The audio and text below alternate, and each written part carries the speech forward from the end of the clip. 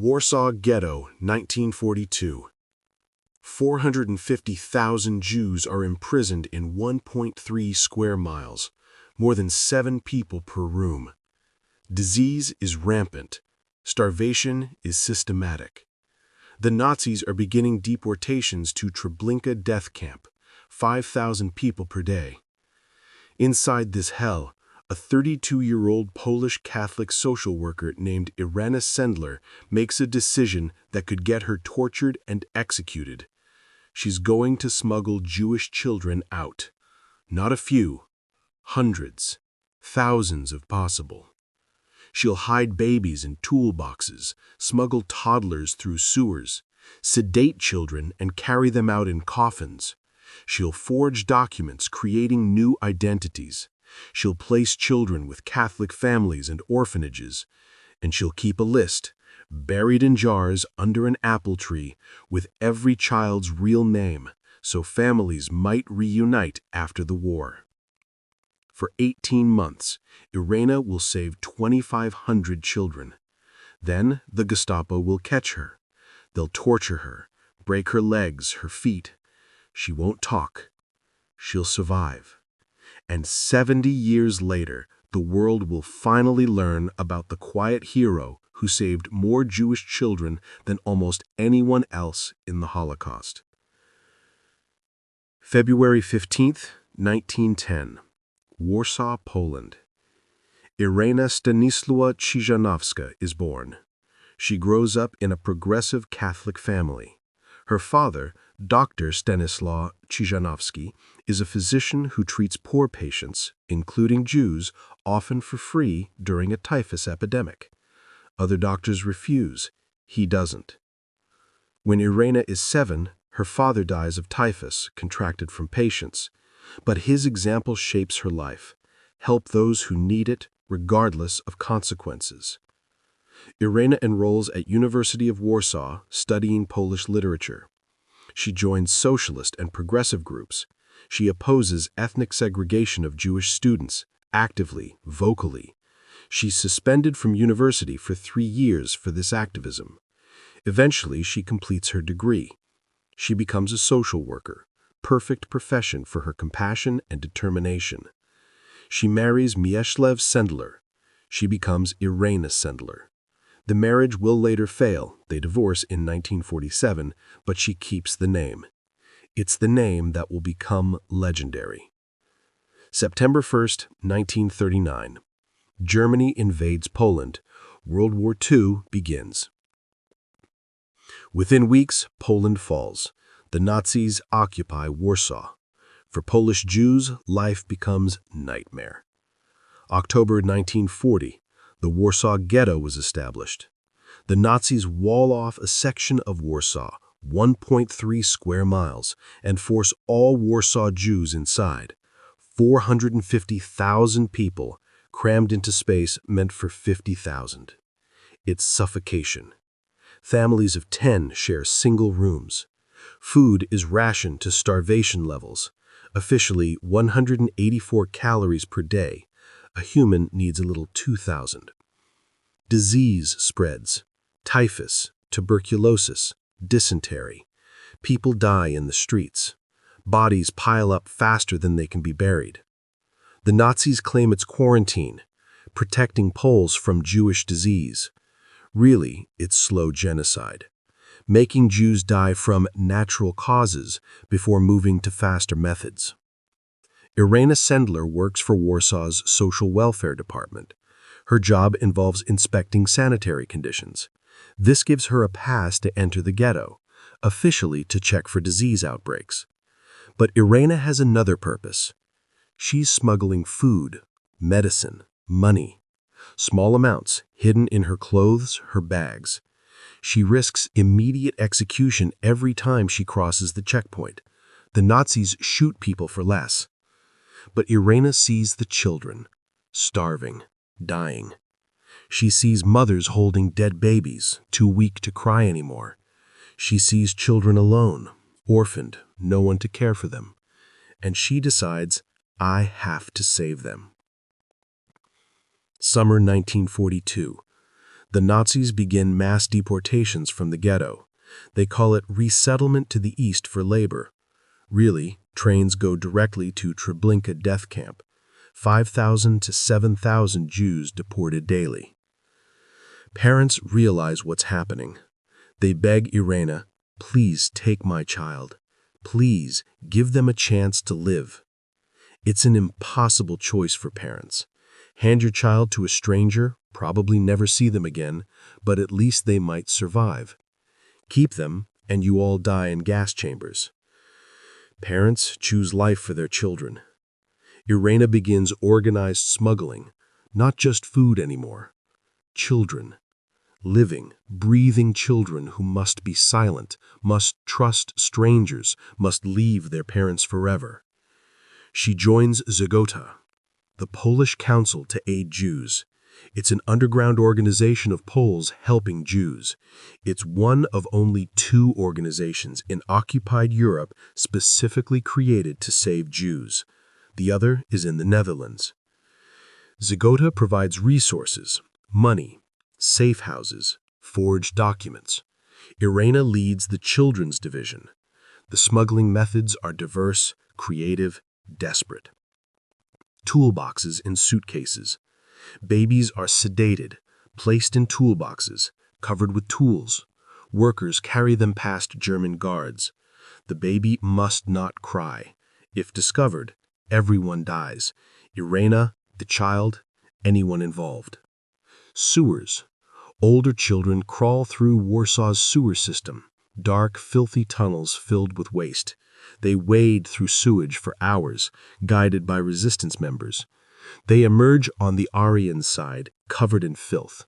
They're given new clothes, new identities. Body bags and coffins. Dead bodies are routinely taken from the ghetto for burial. Irena hides living children among corpses, or in coffins labeled typhus victim. Germans won't open them, fearing infection. Ambulances. Irena has connections with Warsaw's emergency services. Ambulances enter the ghetto for medical emergencies. They leave with children hidden under stretchers, in body bags, anywhere concealment is possible. Trams. The ghetto perimeter has tram lines. Trams pass through on specific routes, doors briefly opening on both sides. Children jump aboard on the ghetto side, jump off on the Aryan side in seconds. Every method is dangerous. Discovery means immediate execution. For Irena, for the child, for anyone involved. But it works. One child at a time, then another, then another. Each rescued child needs new identity. Irena forges baptismal certificates, identity cards. Jewish children become Catholic orphans. Sarah becomes Maria. David becomes Jan. Their Jewish identity is erased for their protection. Safe placement. Children go to Polish Catholic families who agree to hide them, or orphanages run by sympathetic nuns, or convents, anywhere the Germans won't find them. And records. This is crucial. Irena keeps meticulous records, each child's real name, false name, address where they're hidden. She writes it all down on thin tissue paper. Why keep records? Because after the war, if there is an after, families might survive, might search for children. These records are the only way to reunite them. But keeping records is incredibly dangerous. If the Gestapo finds them, everyone dies. Irena, the children, the families hiding them, all murdered. Irena's solution? She writes the records in code. Real names, false names, addresses, all encoded. She puts the papers in glass jars and buries them under an apple tree in her friend's garden. Hidden, waiting. Insurance for a future that might never come. The work is exhausting. Every day, Irena enters the ghetto. She identifies children whose parents will surrender them. She arranges smuggling. She places them in safe houses. She forges documents. She works with a network of about 25 people, mostly women, social workers, nurses, teachers. They're all risking death. By late 1942, Irina's network has saved hundreds of children. By mid-1943, over 2,000. It's an assembly line of rescue, but every child is individual. Every child is terrified.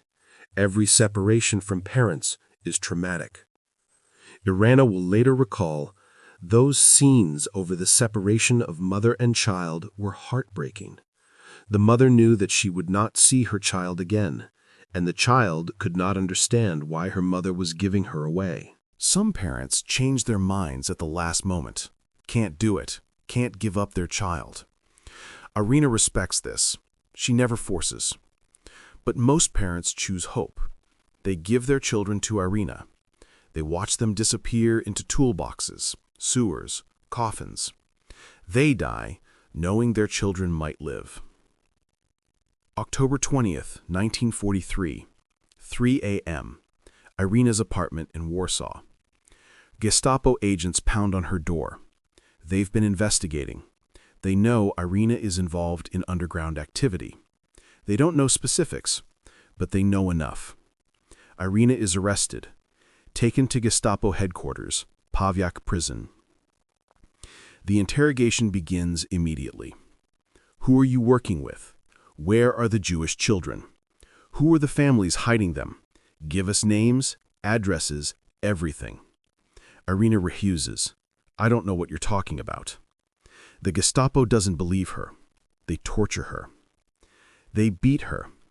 They use stress positions, forcing her to stand for hours until she collapses. They break her legs, shin bones fractured with clubs. They break her feet. The pain is unendurable. They threaten worse. They describe what they'll do: rape, more torture, execution. Irina doesn't break. She gives them nothing. No names, no addresses, no information that would endanger the children or her network. How does someone endure this? Irina will later explain, I was taught that if you see a person drowning, you must jump into the water to save them, whether you can swim or not. She jumped into the water. Now she's drowning. But she won't drag others down with her. The torture continues for weeks. Her legs and feet are destroyed. She'll never walk normally again. The pain never fully leaves. January 1944. Irina is scheduled for execution. The Gestapo has given up getting information. They'll kill her as a warning. But Żegota has been working desperately to save her. They've bribed a German guard with a massive sum, money raised from underground sources. The bribe is accepted. On the way to execution, the guard allows Irina to escape. She's officially listed as executed.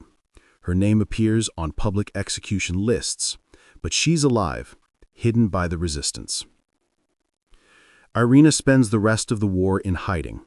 Her legs and feet never heal properly. She walks with a cane for the rest of her life. But she survived. May 19, 1945. Germany surrenders. Poland is liberated. Sort of. The Soviets occupy Poland, installing a communist puppet government. Irina retrieves the jars from under the apple tree. The lists survive. She has the names of 2,500 children. She begins the heartbreaking process of trying to reunite families. It's mostly futile. Most parents died, murdered in Treblinka, Auschwitz, shot in ghetto liquidations. The children are orphans. Some relatives survived, grandparents, aunts, uncles. Irina helps reunite when possible. But most children stay with their adoptive Polish families. Some never learn their true identity. After the war, Irina hopes for recognition. She hopes Poland will honor the resistance work. Instead, communist authorities view the Polish underground with suspicion. Many resistance members are arrested by Soviets as anti-communist elements. Some are executed. Irina keeps quiet about her wartime activities. It's too dangerous to admit underground work. The communists might arrest her. She works as a social welfare administrator. She remarries, Stefan Zgremsby, In 1947, she raises children. She lives quietly. For decades, almost nobody knows what Irina Sendler did during the war. She doesn't tell people. It's too painful, too dangerous politically. Israel recognizes Irina as righteous among the nations, an honor for non-Jews who risked their lives to save Jews during the Holocaust. She receives a tree planted at Yad Vashem with her name. But in communist Poland, this causes problems. The government doesn't want Poles honored by Israel. Complicated Cold War politics. Irina is harassed by authorities. 1980s.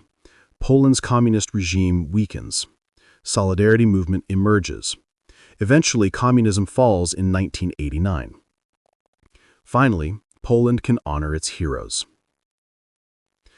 1990s to 2000s. Irina's story spreads internationally. Books are written, documentaries are made.